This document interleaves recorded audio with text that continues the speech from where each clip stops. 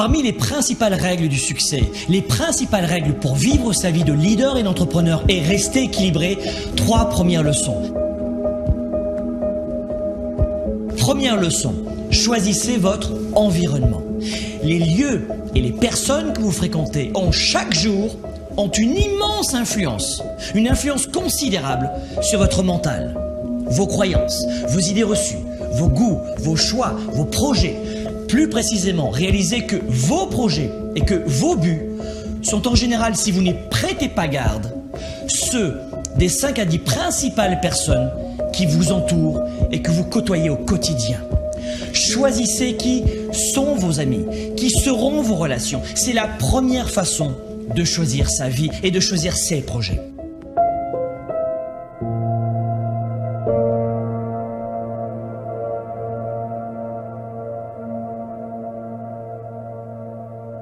Leçon numéro 2. Vous voulez ressentir la victoire, vous voulez atteindre le sommet, changer de vie, progresser chaque jour.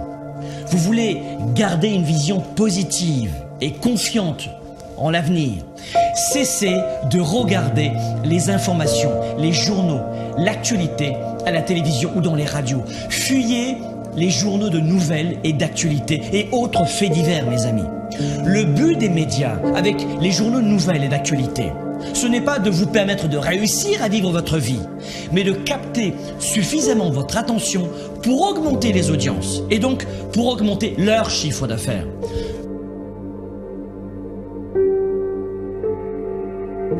Leçon numéro 3, soyez déraisonnable. La leçon numéro 3 est essentielle pour les règles du succès.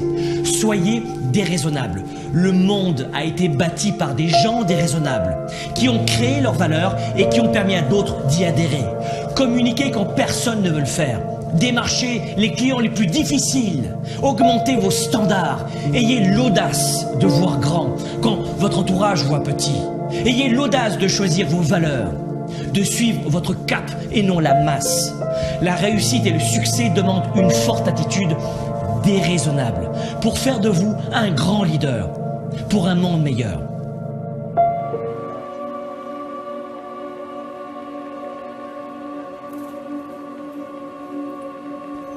Soyez flexible. Le succès demande de la flexibilité. Si vos projets et vos premiers résultats tardent à venir, soyez flexible, changez d'approche, changez de cap, changez de stratégie, recalibrez vos projets. Si ça ne fonctionne pas en passant par la porte d'entrée, passez par la fenêtre. Soyez flexible. Il n'y a pas de grand succès si on n'est pas flexible.